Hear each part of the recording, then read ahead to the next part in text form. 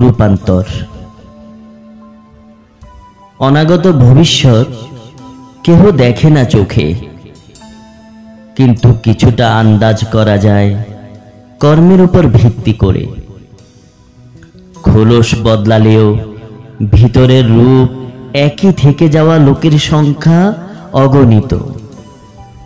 সেই সমস্ত লোকের আধিক্য যেখানে বেশি হয়ে যায়, সেখানে নিতান্তই ভদ্রলোকের সংখ্যা কমতে থাকে ক্রমাগত হারে। আস্থা বিশ্বাস কমতে থাকে সন্দেহাতীত ভাবে। কদাচিৎ কারো ভালো কর্ম সমষ্টিগত কুকর্মের কারণে মলিন হয়ে পড়ে। প্রান্তিক জনগোষ্ঠী নিপীড়নের শিকার হলে তাদের ভেতর বিকল্প চিন্তা মাথায় ঢুকে যায়, পরিবর্তনের জন্য হাহাকার করতে থাকে। কোনো পরিবর্তনই স্থায়ী হয় না। যদি সেই পরিবর্তনের সুফল সাধারণের নাগালের বাহিরে থাকে। মানুষ কাঙ্ক্ষিত পরিবর্তন না পেলে পুনরায় পরিবর্তন কামনা করে।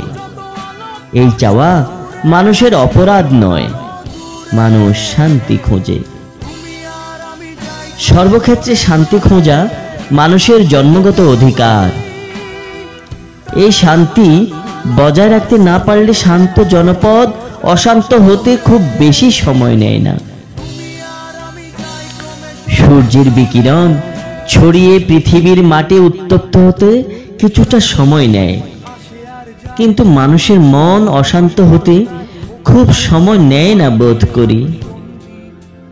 ফায়ার সার্ভিস দিয়ে ভবনে লাগা অগ্নি নির্বাপন করা যায় হয়তো, কিন্তু মানব মনের অগ্নি জ্বলতে থাকে কাঙ্ক্ষিত পরিবর্তন হওয়ার আগ পর্যন্ত।